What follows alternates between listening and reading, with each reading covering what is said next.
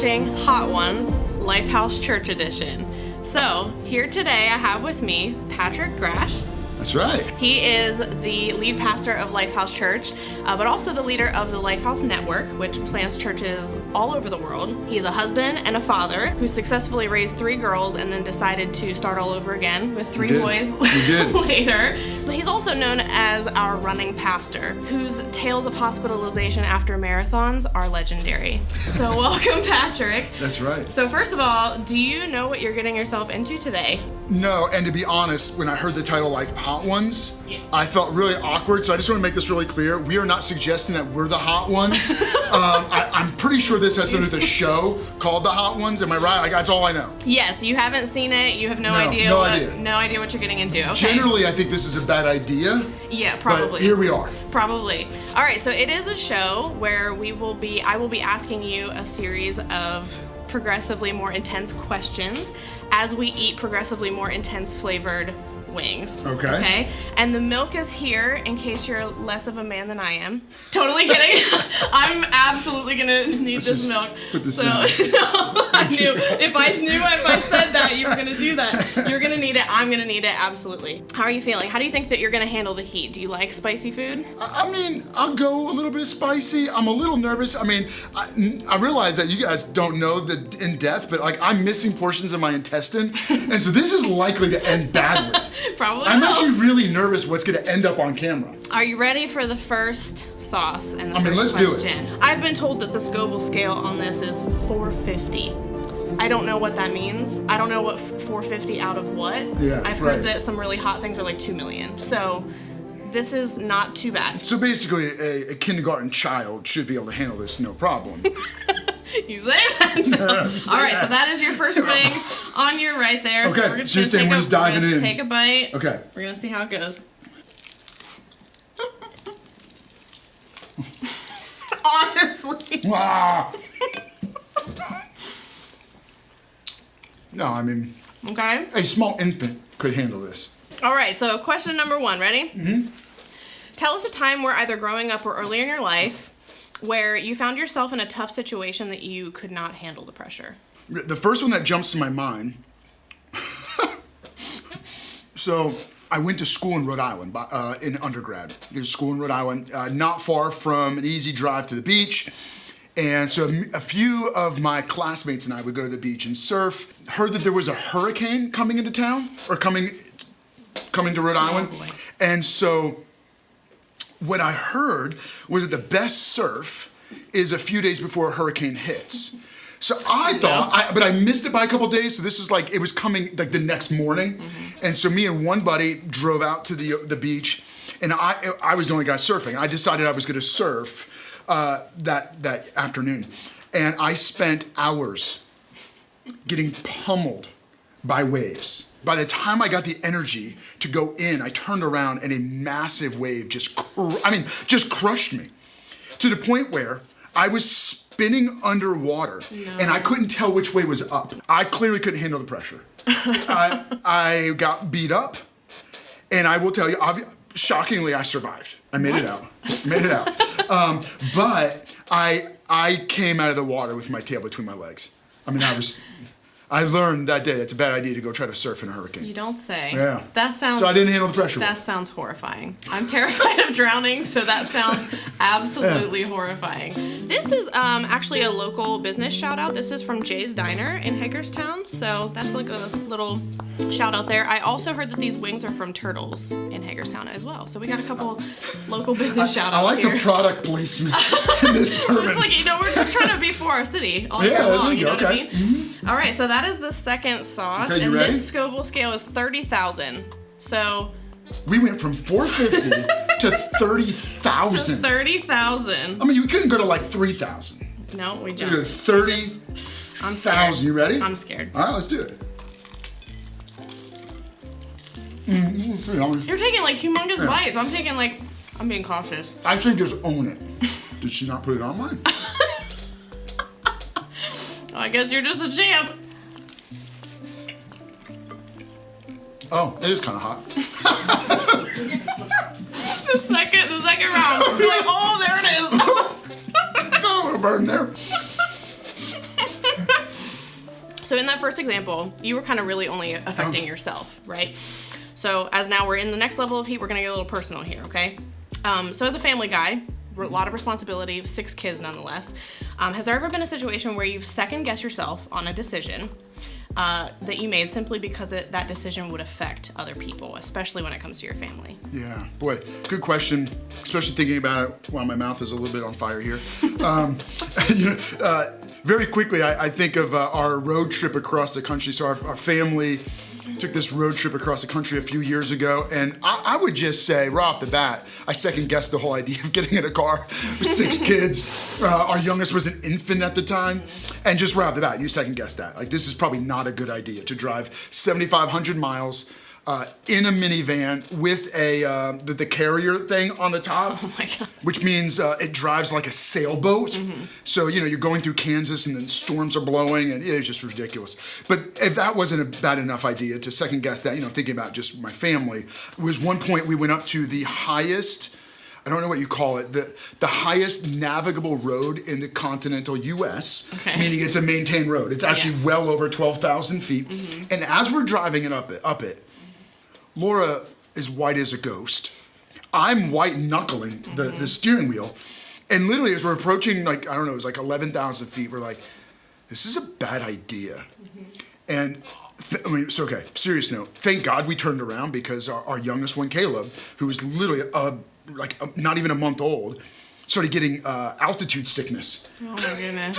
Horrified. Okay. No. So, of course, as I'm driving this, I'm second guessing every decision I've ever made in my life. But okay, let me shift gears real quick on a similar but more serious note, because recognizing not just as a husband, as a dad, but also as a pastor, I'd say, we've gone through a couple of years, really intense stuff. Mm-hmm. As we went into the pandemic, I had so many moments when I met with our leadership team, and I don't know what to do here. Yeah. I hope. And we would collaborate and we would consult, but there were so many hard decisions that we were trying to figure out. How do you respond to a global disease as a pastor, as a church? Are we doing the right thing by following the law and shutting down? But then what is our alternative? And, knowing that people's spiritual lives are at stake, knowing that people are scared. And man, we made so many hard decisions in a very short window of time. And I would say I rarely made decisions without second guessing them. Absolutely. And that's something probably most people wouldn't know. You make hard decisions under pressure and you think you're doing the right thing. Mm-hmm. You say, God, I hope. Mm-hmm. So yeah. There you go. That was my stall tactic before getting to number 3. Before we go into the next one. Yeah. All right, this one, the title's a little scary. Genuinely horrifying. This one, the Scoville scale, apparently is 50,000. The subtitle is The Elixir of Capsaicin Extremis. Yeah. This is a flushing agent. Oh, no. Okay. Have at it. So you ready? All right. All right. I'm just going in. I'm just diving in.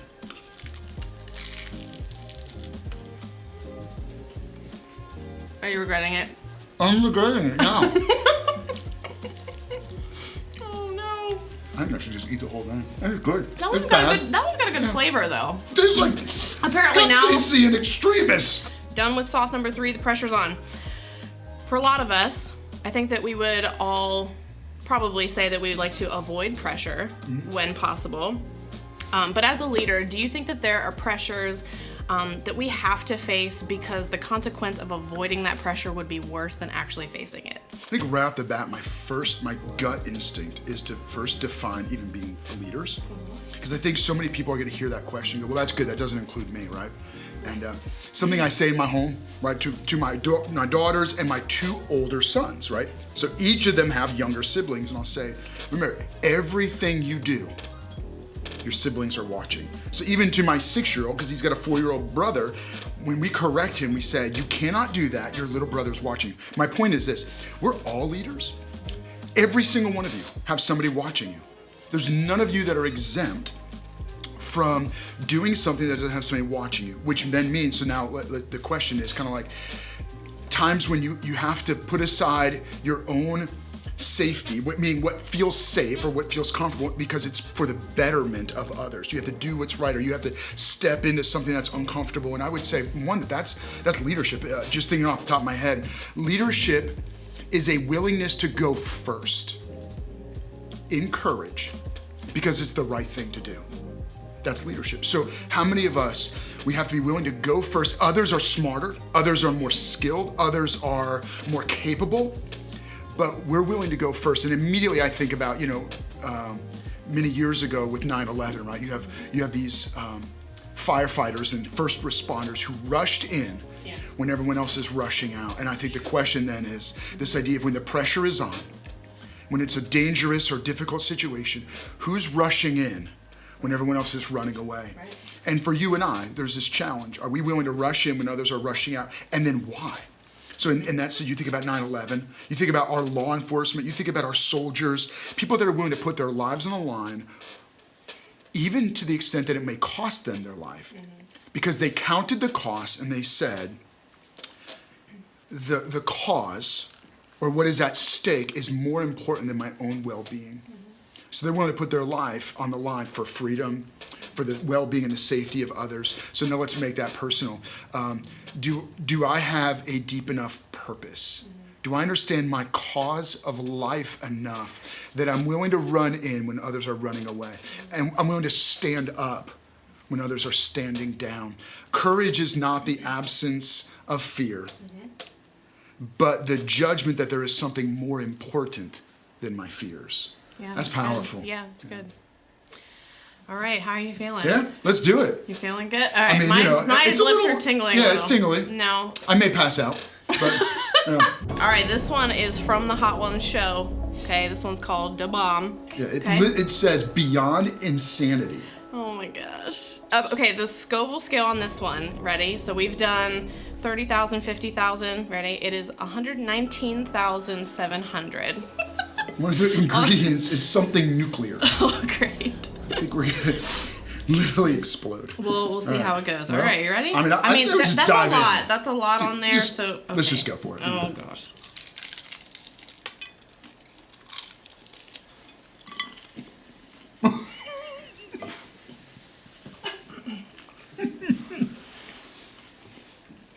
Oh no.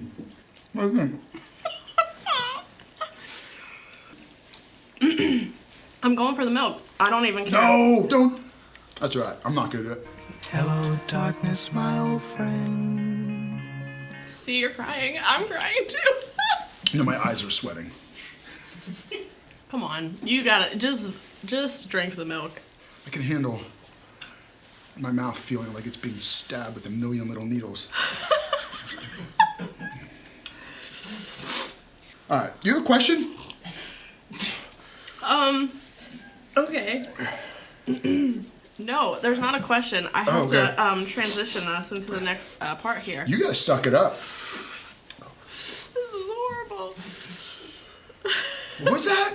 195? 119. 119? Could you imagine a million? Somebody said there was one that was 2 million. I feel like I'm having surgery. Wow, I'm here. On my face. I'm just gonna have tears in my eyes the whole next segment. Jesus, okay? take the wheel. My brain is burning. I'm ready. The neurons in my head are cooking. I hear them exploding inside. I'm not touching the milk. All right. I'm not doing it. We'll see by the end here. All right. Yeah, go ahead. So we've heard a lot of good examples of poise under pressure. Poise under pressure, yeah. We're trying to live that out right now in this moment. And there are plenty of examples in the Bible of this, right? But one story in particular was a group of 3 men who faced literal fire. You're literally crying. And I can't touch my eyes either. Right.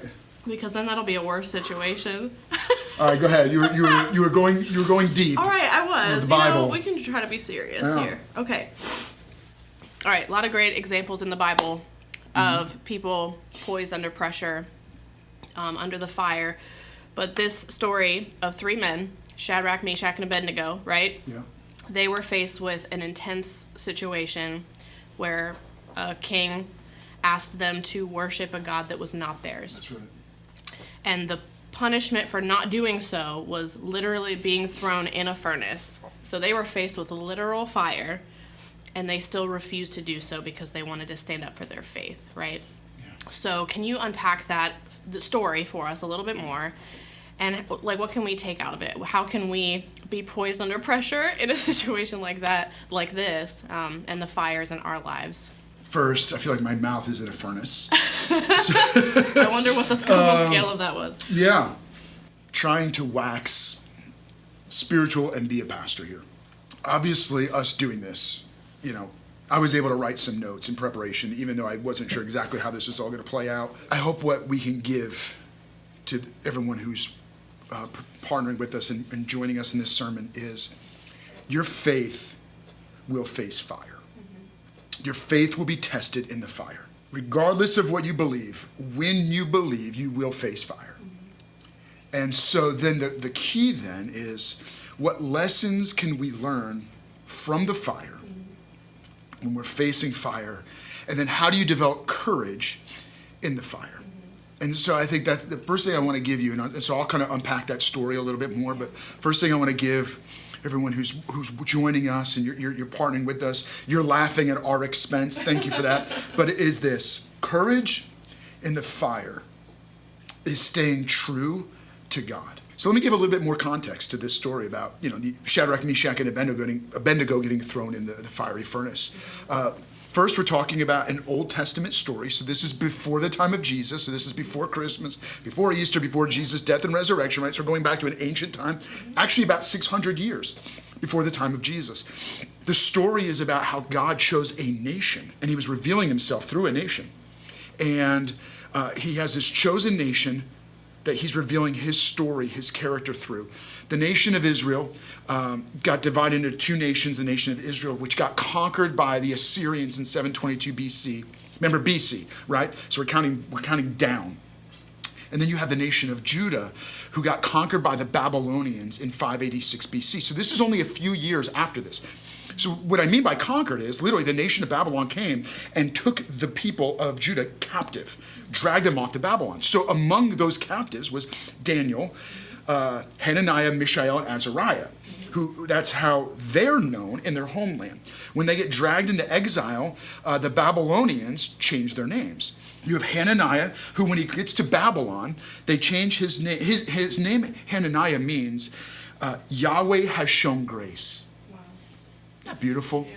Man, back in ancient times, their names really meant something. And so here's this guy, Hananiah. His name is his story. God shows grace. Well, the Babylonians changed all their names, and so they changed his name to Shadrach, which means command of Aku. They changed it to represent a god, the gods of their world, of their beliefs. So it's a pagan god. It was the moon god, and Aku, and so his name got changed from Yahweh shows grace to this guy's the command of Aku. Mishael, who his name means who is what God is. A little bit of chest beating, right? Like, who is what God is? The Babylonians changed his name to Meshach, which is who is what Aku is. Right.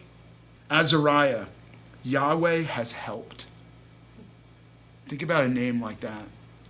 Dragged off into exile, conquered. God has helped me. Where's God? And not only that, but then they change his name to Abednego, which means servant of Nebo, servant of the pagan gods. And the reason I took the time to unpack those names is when you hear the story, you just think Shadrach, Meshach, and Abednego. No, here are three guys, Hananiah, Mishael, and Azariah, who were exiled, taken captive, names changed, forced to live a Babylonian life. Now, in case you need a little more insight, fast forward to the end of the Bible. The last book of the Bible is called Revelation. And when John the Revelator is trying to help people understand how bad things are going to get in the end times, he uses the concept of the great Babylon. I mean, the Antichrist and wickedness will get so bad that it'll be like ancient Babylon. So they were living in like the worst possible time of absolute evil. And here's these three guys who are brought in. And then to add insult to injury, King Nebuchadnezzar says, not only are you guys going to have your names changed, be forced to live under our culture, our wickedness, but he erects this giant statue kind of in homage to Nebo, the god. And then all the people's taken from all these other cultures, right? So you're talking about a multicultural Babylon. So I think of a major city today with people from all over the world, all different religions. He brings them all in, and the one thing they have to do as a great expression of loyalty to King Nebuchadnezzar is to bow in worship to this statue, in worship to Nebo. Everybody. Think about it. You have all these exiles from Israel, Judah.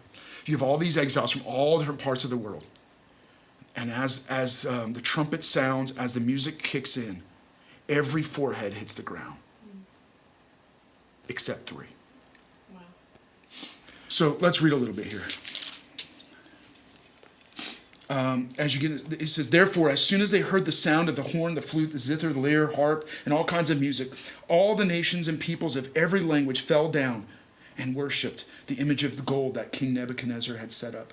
What words I really want to pull out of that's important for you to hear is all the nations and peoples of every language fell down and worshipped. There are moments in our life when the music will kick in and everyone around us bows to the gods of this age. Right. And there's this pressure of conformity and compliance that we bow to. You don't give it a second's thought, you just bow. Everyone else is doing it, and we just yield. Almost all of the Jews did that, except three. So let me challenge and remind you that not only will your faith be tested, but courage is staying true to God. And staying true to God means that I believe that God is worthy of my utmost loyalty. Listen to me. In this moment, what Nebuchadnezzar was doing was he was demanding absolute loyalty. You can worship whoever you want. You can believe whatever you want to believe. You can have your truth so long as it submits under your devotion to Babylon.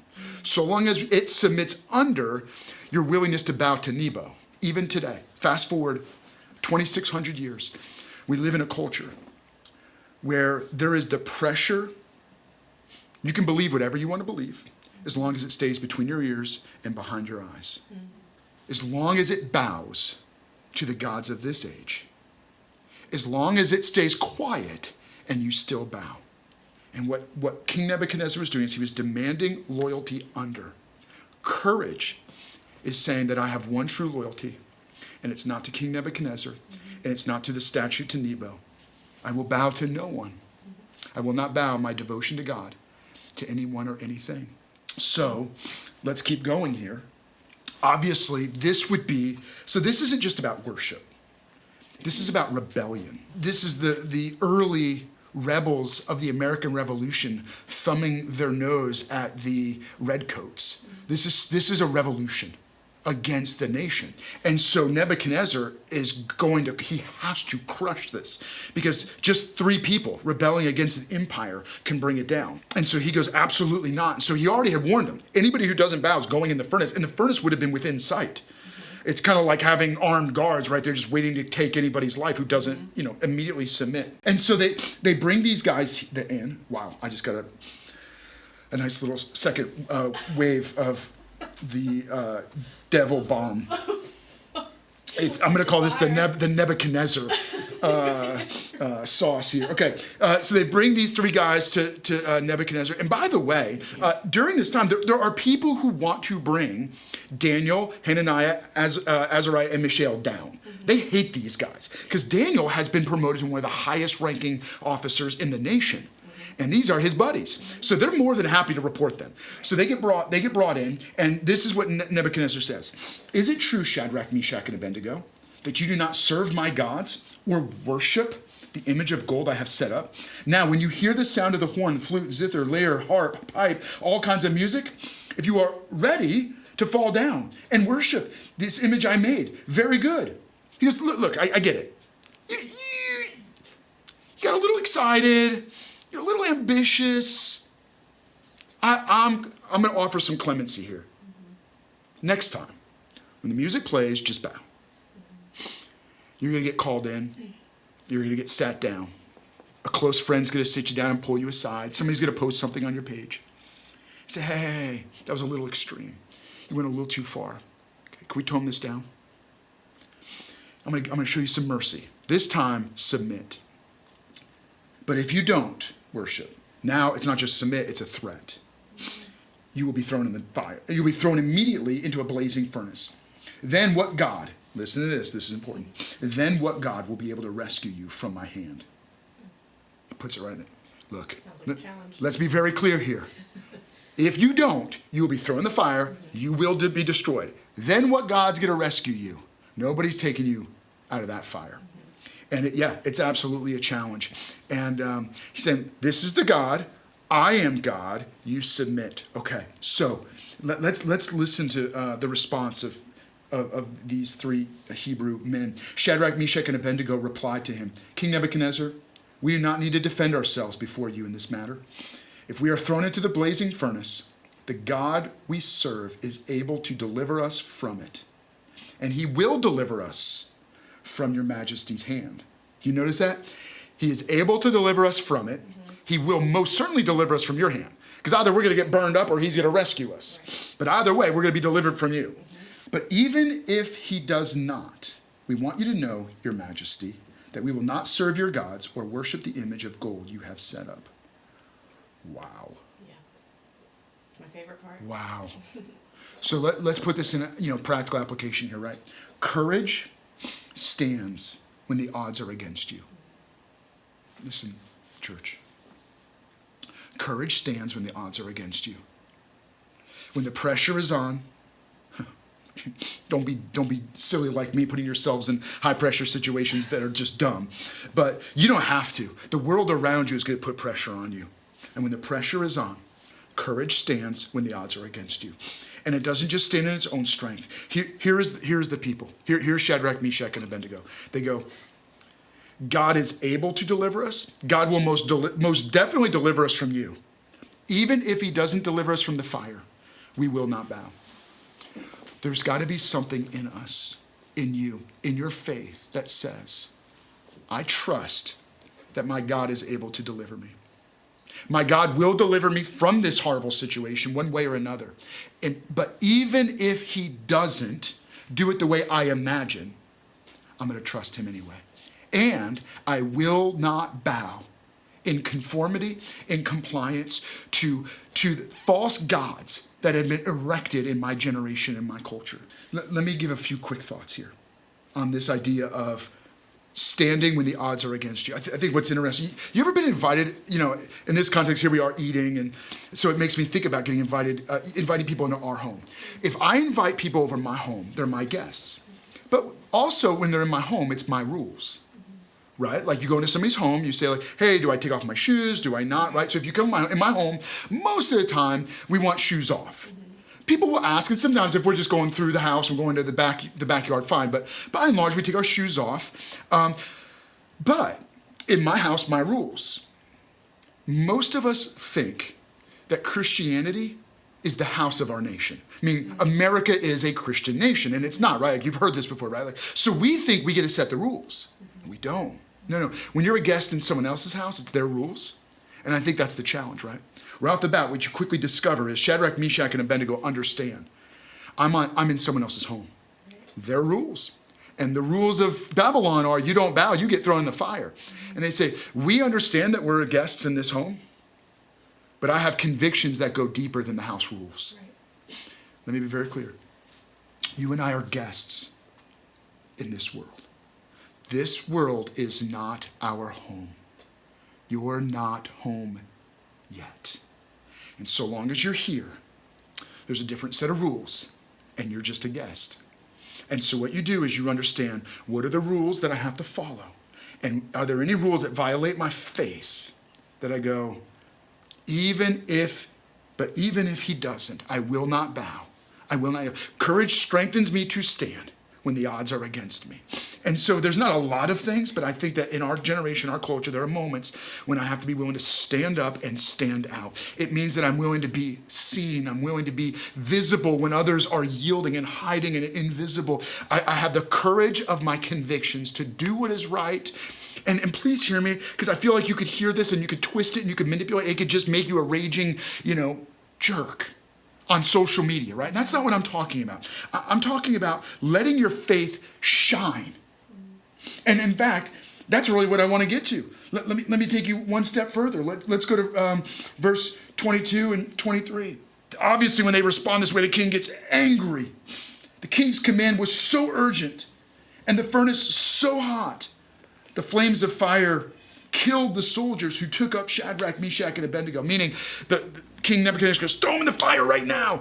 And he says, make it so hot. So literally, as they're dragging Shadrach, Meshach, and Abednego to throw them in the furnace, the soldiers are being killed by the fire. And these three men, firmly tied, fell into the blazing furnace. Let me make it very clear to you. Shadrach, Meshach, and Abednego, because you can misunderstand this story, and you can think that this story is about how God gives you the courage to endure the fire. And that the point of this story of Shadrach, Meshach, and Abednego is God will be with you. God will bring you through the fire. Yay! And in this moment, the real point of the story is that these guys are willing to face the fire even if God doesn't rescue them from the fire.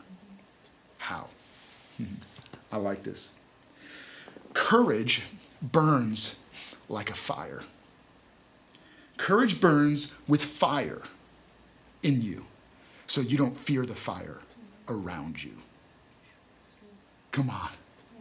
Come on. Let's put that in context. These guys weren't afraid of the fire because they were the fire. What are you going to do? Throw us in the fire? Why? We've got a fire burning in us. Fire's not afraid of fire. Listen to me. When you've got a fire in you, you don't fear the fire. This doesn't just preach good. This is how Christians live boldly and courageously. When you believe in Jesus by faith, God's Spirit lives in your spirit. And John the Baptist, when he was speaking about the coming Messiah, he said, I baptize with water, the Messiah will come. He will baptize with the Spirit and with fire. Meaning, when you believe in Jesus by faith, you receive God's Spirit and he baptizes you with fire. What does fire do? It purifies, it refines, and it lives inside of you as a burning fire. God is referred to as a consuming fire. When God is in you, you have fire in you. You don't fear the fire. Now, what does that do, right? What it does is it allows people like Shadrach, Meshach, and Abednego, the fire in them is light. They were willing to be a light in darkness. The fire in them burned, right? It consumed darkness. And they said, fine, throw us in the fire. We will not bow. At some point, the fire of God in you, the Holy Spirit of God in you, you don't have to fear the fire. You are the fire.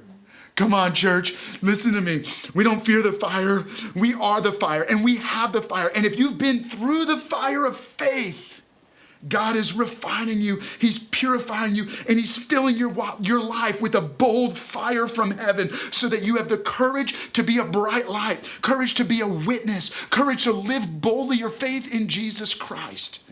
I don't know if I'm excited or if my mouth is on fire. Both. I need to pause.